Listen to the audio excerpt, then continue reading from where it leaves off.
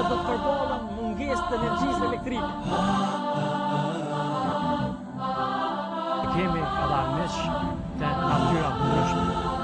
Kalon rrugës një kalimtar rasti edhe Musa e përcjell.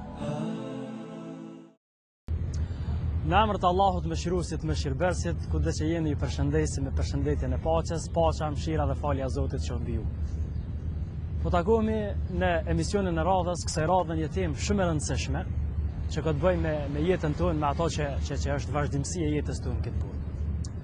Në jetën tonë përditshme, kur dëgjojmë për vdekjen e dikujt, sigurisht se nuk ndihemi mirë, për shkak se vdekja nga vetë natyra e saj ashtu siç të popullit është e ftohtë. Gjatë jetës tonë përditshme përballemi me shumë sfida, probleme dhe të lashe, fatkeqësi e ndryshme. Besimtari kur dëgjon për vdekjen e dikujt apo për këtë lloj fatkeqësish, sigurisht se i shkon mendja tek bota tjetër, ahireti. A thua çka na pret në botën tjetër dhe a thua se do t'ja arrim që stacionet e dunjas dhe të ahiretit të kalojnë. Një prej stacioneve të fundit që lidhet me botën tjetër është kalimi mbi urën e Siratit. Pejgamberi alayhis salam, por edhe Zoti i Madhreshëm, na kanë treguar se nuk do të ketë asnjë person përveç se do të arrijë tek ai xhenami. Kështu thot Zoti, nuk do të ketë asnjë person përveç se do të arrijë tek ai xhenami. Pra është fjala te xhenami, tek ura e Siratit sipas komentatorëve të Kuranit. Pastaj thot Allahu xhaleshanuhu thumma nunajji alladhina taqaw. Pastaj do t'i shpëtojmë ata të cilët ishin të devotshëm, wa nadhara adh-dhalimina fiha jithiya, kurse pabesimtarët apo zullumçarët dhe mëkatarët, kriminalët do t'i lejmë aty të gjunjëzuar. Zoti na ruaj. Pra ura e Siratit është stacioni i fundit i cili e ndan njeriu për përfundimin e tij. A do të jetë prej banorëve të xhenetit apo do të jetë prej banorëve të xhenemit. Abdullah ibn Rawaha, kur e ka dëgju këtë ajet kuranor, cilin Zoti po tregon se secili njeri do të arrijë tek xhenemi, ka qajt. Dhe i shton Abdullah ibn Rawaha pse qan? Thot po qaj për shkak të këtij ajeti kuranor. Thot se Zoti i Madhreshëm na ka treguar që ne do të kalojmë mbi urën e Siratit. Por Allahu xhaleshanu nuk na ka treguar se a do ta kalojmë urën e Siratit, e ku natyrisht kur kalohet ura e Siratit, njeriu përballet me xhenetin, me portën e xhenetit. Allahu na ruaj nga çdo e keqe. Ura e Siratit për cilën Zoti po flet, edhe pejgamberi alayhis salam, është urë e cila është e vendosur për mbi xhenem. Sa është gjërësia e saj, e din vetëm Allahu i Madhreshëm. As Allahu në Kur'an, por as pejgamberi alayhis salam nuk na kanë dhënë detaje se sa është gjërësia e kësaj ure. Sa i përket thellësisë se sa është prej urës të Siratit, pejgamberi një ditë duke qëndruar me shokët e tij, dëgjohet një ushtim, një zhurmë. Dhe shokët frigohen. Pejgamberi alayhis salam thot: "A dini se nga vjen kjo përshpëritje dhe kjo zhurmë?" I thonë: "Nuk e dim." I dërguari i Allahut e di më së miri. Thot: "Kjo është një guri i cili është hedhur para 70 vite. Është hedhur në xhenem edhe tash ka arrit fundin e tij. Subhanallah. Para mendone se sa është thellësia e xhenemit. Para mendone se sa është thellësia e xhenemit, Allahu i Madhreshëm na ruaj. Kur jemi te ura e Siratit, është e udhës përmendet aja se pejgamberi alayhis salam a thu, përderisa nuk na ka treguar për gjërësinë e saj, apo edhe për thellësinë e saj, a na ka treguar diçka pejgamberi alayhis salam në përshkrim lidhe me këtë urë. Pra pa neve kemi një urë shumë gjigande dhe shumë të njohur në botë. Mirë, po ndoshta mundon ta imagjinoni një urë e cila është e vendosur për mbi xhenem dhe secili njeri do të kalojë mbi atë urë. Pejgamberi alayhis salam kur ka fol për urën e Siratit, ka thonë është më hull se kimja e flokut dhe më e mpret se tehi shpatës. Subhanallah. Para mendoni sa delikate është kjo urë dhe përmbi se cilën na secili prej neve kemi me kalu.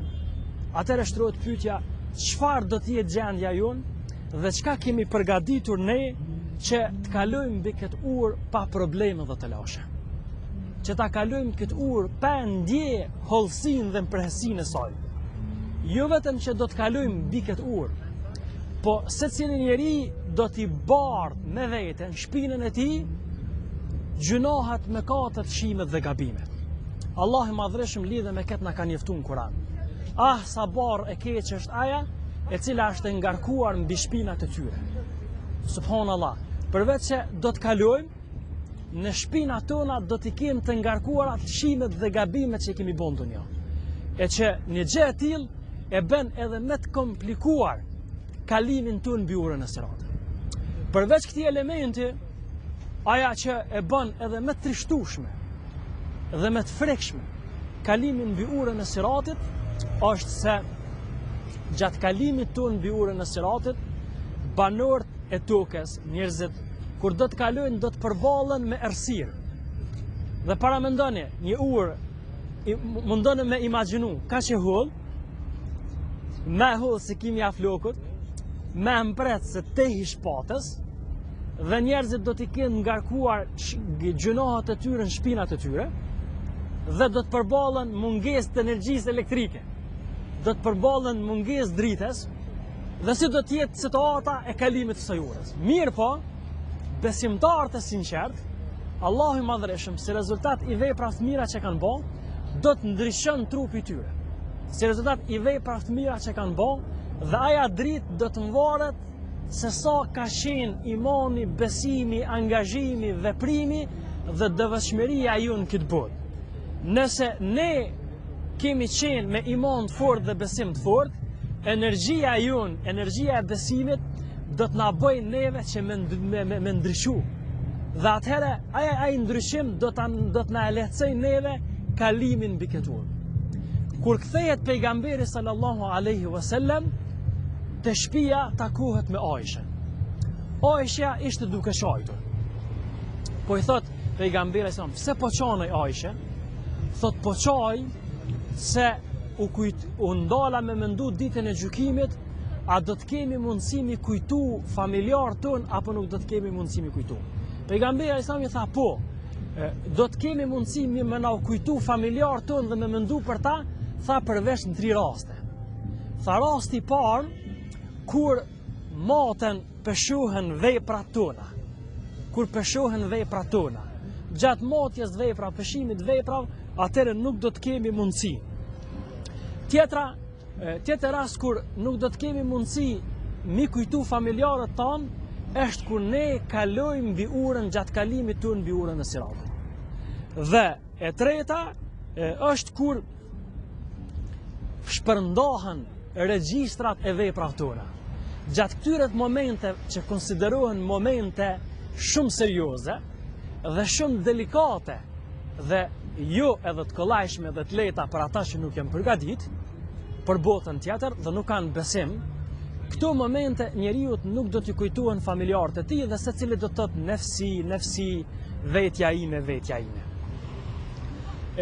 Një element që është shumë i rëndësishëm kur jemi te ura e Siratit është se Allahu xhalla xhelaluhu do t'i urdhërojë melaqet që formalisht do të bëhet një lloj ceremonie ku mbi urën e Siratit Allahu xhalla xhelaluhu do t'i urdhërojë melaqet, do të bëjnë që vdekja është e personifikuar si një dash i maj, do të therret vdekja në mënyrë për t'i treguar gjithë atyre që kalojnë mbi urën e Siratit, si ata që kanë mbet varur mbi urën e Siratit, si ata që janë zhyt dhe kanë ra poshtë xhenem, dhe si ata që kanë kalu, se pas sodit nuk do të ketë vdekje më. Pra, banorët e xhenetit, ata që kalojnë urën e Siratit, do të përballen me portën e xhenetit, të gëzuar dhe të lumtur, dhe atyre do t'i thuhet se nuk ka vdekje për juve. Pra, jetoni përgjithmonë xhenetin e Allahut xhaleshanu, Zoti na ruaj. Ata cilët do të binë nga ura e Siratit dhe që do të jenë prej banorëve të xhenemit, edhe atyre do t'i thuhet që jetoni përgjithmonë në zjarrin e xhenemit, Allahu xhaleshanu. Këtë situatë duke kaluar njerëzit mbi urën e Siratit, pejgamberi jon Muhammedi alayhi salam e bën një lutje që edhe praktikisht tregon mëshirën se Zoti Muhammedin e ka dërgu si mëshirë për gjithë njerëzimin. Muhammedi alayhi salam do të lutet me një lutje, do të thotë: o Zot, shpëtoje umetin tim, o Zot, shpëtoje umetin tim. Kështu do të lutet pejgamberi sallallahu alaihi wasallam. Sa i përket formës se si njerëzit do ta kalojnë urën e Siratit. Ka njerëz që do ta kalojnë urën sa mbyll dhe hap njëri sy. Ka prej tyre që do ta kalojnë urën me shpejtësinë e vetimes. Ka prej tyre që do ta kalojnë, domethënë, sa është njeriu normal, varësisht se si ka qenë angazhimi i tyre në dunja dhe sa kanë qenë të përpikt dhe serioz duke ju përgjigj thirrjes Zotit, atëherë edhe ata do të jenë në gjendje me kalu urën e Siratit. Janë dy faktorë që është e udhës të përmendën këtu, cilët ja pamundsojnë njeriu kalimin e rehatshëm dhe të kollajshëm, ose ja pamundsojnë kalimin e kësaj ure, që njëri nga faktorët që është shumë i rëndësishëm janë dyshime.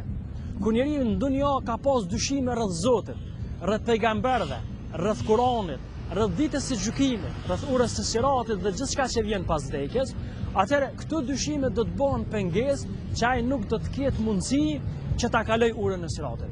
Përveç dyshimeve është edhe një element tjetër që është shumë i rrezikshëm, janë epshet dhe dëshirat e shfrenuara, të cilat njeriu i ka dëgjuar dhe i ka marrë për Zot. Siç ka thënë Zoti në Kur'an, ka prej njerëzve të cilët epshin e tyre e kanë marrë për Zot dhe adhurojnë. Pra, dyshimet dhe mosbesimi janë elementet të cilat ndikojnë që njeriu mos të ketë sukses në kalimin e urës së Siratit. Inshallah Allahu xhalla xjalaluhu na mundson që të jemi të vëdijshëm në jetën tonë përditshme, të jemi të vëdijshëm se çka na pret pas kësaj bote, dhe të jemi të njoftuar dhe të bindur se është ura e Siratit, në cilën ditën e gjykimit do të kalojmë, por a do ta kalojmë varet se si jemi angazhuar në dunjë dhe se veprat dhe angazhimet tona i kemi bërë për hir të Zotit. Lutim Zotin që të na falë gjunohat mëkatet, na ndryshoj rrugën e drejtë dhe të na ndryshoj urën e Siratit. Assalamu alaikum wa rahmatullahi wa barakatuh.